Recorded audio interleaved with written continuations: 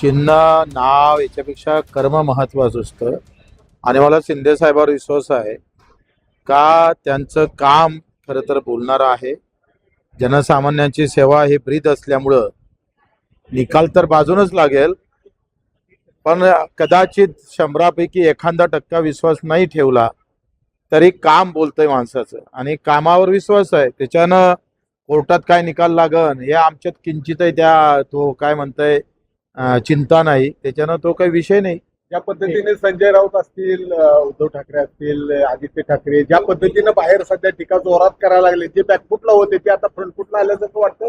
कपिल सिब्बल खूप मोठ्या प्रमाणात त्याला काही अर्थ नाही. मला असं वाटतं का एकंदरीत शिंदे साहेबांची धावपळ, त्यांचा संपर्क, त्यांचा लोकभावना ह्या ज्या महत्वाच्या आहे त्या कसं आहे, फक्त नावावर आणि चिन्हावर सगळं काही होत नसतं. त्याच्यानं त्याची चिंता करायची नाही आणि निकाल बाजूनच लागेल आणि नाही लागला तरी शिंदे साहेब सक्षम आहे. मोठ्या प्रमाणात जे आहे ते अत्याचाराच्या घटना जे आहेत ते घडतायत असं संजय राऊत म्हणतात. हे सरकार कुठेतरी अपयशी आहे का, खातं अपयशी आहे?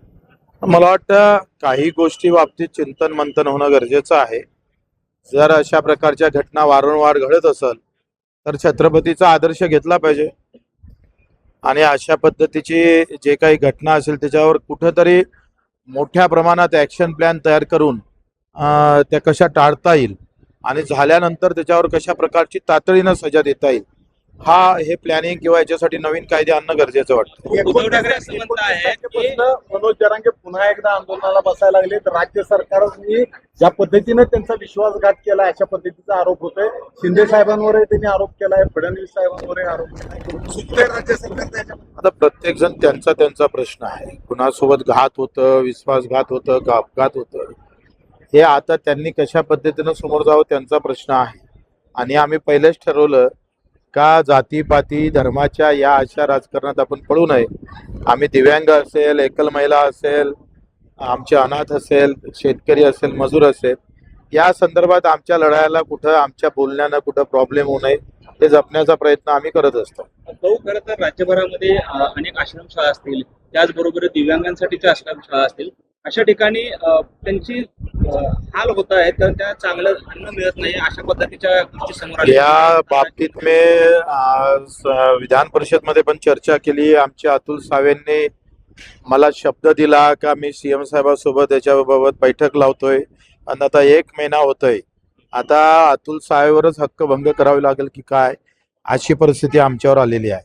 आश्वासनाची पूर्तता होत नाही आणि एखादा सभासद त्याच्यावर प्रश्न विचारतं, त्या सगळ्या गंभीर प्रश्नाकडे घेऊन जाण्याचा प्रयत्न करतोय. तर जातीपाती धर्माच्या भानगडीमध्ये अशा महत्वाच्या घटनेकडे दुर्लक्ष होता कामा नये.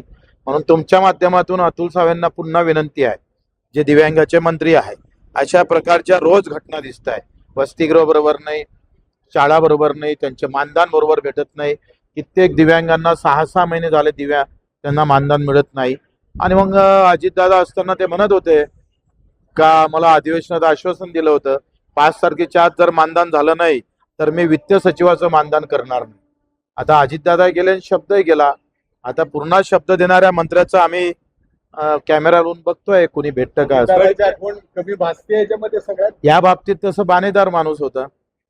हो, दुसरीकडे असा प्रश्न आहे, उद्धव ठाकरे आणि जर का समजा धनुष्यबाण चिन्ह जे आहे ते एकतर आम्हाला द्या, नाहीतर ते गोठवा, कुठेतरी वडिलांचं चिन्ह किंवा वडिलांच्या पक्षाचं चिन्ह गोठवण्याची भाषा कितपत योग्य आहे उद्धव ठाकरेंनी? कसं ते खाजगी नाही आहे, लक्षात घ्या. कुठलंही संघटन एका माणसाच्या परिवारापुरतं सीमित राहत नाही. त्याच्यात सगळ्यांच्या हातभार असतो, प्रत्येकाचं बलिदान असतं, त्याचा त्याग असतं. या सगळ्या गोष्टी लक्षात घ्याव्या.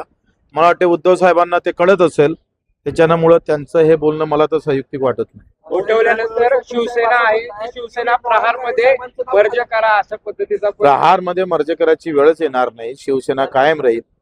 शिंदे साहेबांचा धनुष्यबाणही कायम राहील, त्याच्यावरचा वाघही कायम राहील आणि त्याच्यातले वाघही कायम